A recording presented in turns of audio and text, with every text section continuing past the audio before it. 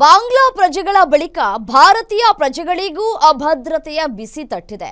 ಹುಬ್ಬಳ್ಳಿಗೆ ಭಿಕ್ಷೆ ಬೇಡೋದಕ್ಕೆ ಬಂದಿದ್ದಂತಹ ಕಾಶ್ಮೀರಿ ಪ್ರಜೆಗಳ ಪರಿಶೀಲನೆ ಮಾಡಲಾಗ್ತಾ ಇದೆ.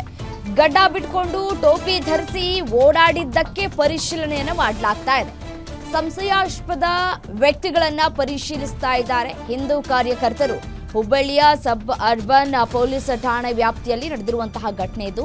ಸಂಘಟನೆಯವರು ಪ್ರಶ್ನಿಸ್ತಾ ಇದ್ದಂತೆ ತಬ್ಬಿಬ್ಬಾಗಿರುವಂತಹ ಕಾಶ್ಮೀರಿ ವೃದ್ಧ ಚಳಿಗಾಲದ ಸಮಯದಲ್ಲಿ ಭಿಕ್ಷೆ ಬೇಡೋದಕ್ಕೆ ಬರ್ತಾ ಇರುವಂತಹ 10 ಮಂದಿ ಹುಬ್ಬಳ್ಳಿಯ ಖಾಸಗಿ ಶೇರಿಂಗ್ ಲಾಡ್ಜ್ನಲ್ಲಿ ಇದ್ದಂತಹ ಸಂದರ್ಭದಲ್ಲಿ ಯುವಕರಿಂದ ದಾಳಿಯಾಗಿದೆ. ಗಡ್ಡ ಬಿಟ್ಟು ಟೋಪಿ ಹಾಕಿದ್ದಕ್ಕೆ ಉಗ್ರರು ಇರಬಹುದು ಅನ್ನುವಂತಹ ಶಂಕೆ ವ್ಯಕ್ತವಾಗಿದೆ. ಆಧಾರ್ ಕಾರ್ಡ್ ಮೊಬೈಲ್ ಅನ್ನ ಪರಿಶೀಲನೆ ಮಾಡಿದ ನಂತರ ಅವರನ್ನ ಬಿಡುಗಡೆ ಮಾಡಲಾಗಿದೆ. ಕಾಶ್ಮೀರದಿಂದ ಬಂದು ಇಲ್ಲಿ ಭಿಕ್ಷೆ ಬೇಡ್ಕೊಂಡು ಜೀವನವನ್ನ ಮಾಡ್ತಾ ಇದ್ದಾರಂತೆ. ನೋಡಿ, ಕಾಶ್ಮೀರಿ ಪ್ರಜೆಗಳ ಪರಿಶೀಲನೆಯನ್ನು ನಡೆಸಲಾಗಿದೆ.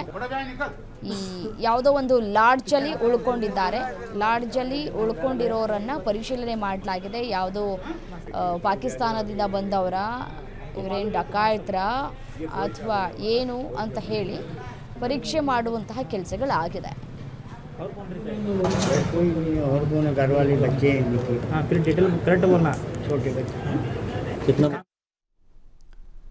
ಕೋತಿಗಳ ಕಾಟಕ್ಕೆ ಕಟ್ಟಡದಿಂದ ಕೆಳಗೆ ಬಿದ್ದಿದ್ದಾರೆ ವಿದ್ಯಾರ್ಥಿನಿ. ಕರ್ನಾಟಕ ವಿವಿಯ ಹಾಸ್ಟೆಲ್ನಿಂದ ಕೆಳಗೆ ಬಿದ್ದಂತಹ ಯುವತಿ ಸಂಶೋಧನಾ ವಿದ್ಯಾರ್ಥಿನಿ ಇವೆಂಜಲಿನಾಗೆ ಗಾಯ ಆಗಿದೆ. ವಿವಿ ಕ್ಯಾಂಪಸ್ನಲ್ಲಿರುವಂತಹ ಸರಸ್ವತಿ ವಸತಿ ನಿಲಯದಲ್ಲಿ ನಡೆದಿರುವಂತಹ ಘಟನೆ ಇದು.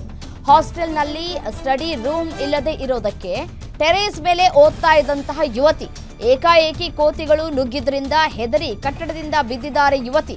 ಗಾಯಗೊಂಡ ವಿದ್ಯಾರ್ಥಿನಿ ಖಾಸಗಿ ಆಸ್ಪತ್ರೆಗೆ ದಾಖಲಾಗಿದ್ದಾರೆ. ಕೋತಿಗಳ ದಾಳಿ ಬಗ್ಗೆ ಹಿಂದೆಯೇ ಕುಲಪತಿಗಳಿಗೆ ಮನವಿಯನ್ನ ಮಾಡಿದ್ರಂತೆ ಸ್ಟೂಡೆಂಟ್ಸ್ಗಳು. ಆದರೆ ಯಾವುದೇ ರೀತಿಯಾದಂತಹ ಮುಂಜಾಗ್ರತಾ ಕ್ರಮಗಳನ್ನು ತೆಗೆದುಕೊಂಡಿಲ್ಲ ಕುಲಪತಿಗಳು. ಸೊ ಹಾಗಾಗಿ ಈ ರೀತಿಯಾದಂತಹ ಘಟನೆ ನಡೆದಿದೆ.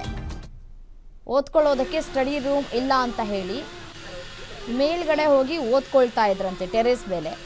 ಆಗ ಏಕಾಏಕಿ ಕೋತಿಗಳು ದಾಳಿಯನ್ನ ಮಾಡಿವೆ. ದಾಳಿಯಿಂದ ತಪ್ಪಿಸ್ಕೊಳ್ಳೋದಕ್ಕೆ ಅಂತ ಹೇಳಿ ಮೇಲ್ಗಡೆಯಿಂದ ಜಿಗಿದಿದ್ದಾರೆ ವಿದ್ಯಾರ್ಥಿನಿ.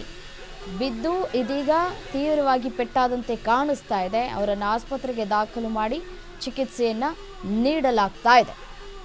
ಇದು ನಿನ್ನೆ ಮೊನ್ನೆಯಿಂದ ಆಗ್ತಾ ಇರುವಂತಹ ಘಟನೆಗಳಲ್ಲ. ಬಹಳ ವರ್ಷಗಳಿಂದಲೂ ಕೂಡ ಇದೇ ರೀತಿಯಾಗಿ ಕೋತಿಗಳು ಕಾಟ ಕೊಡ್ತಾ ಇದ್ದಾವೆ.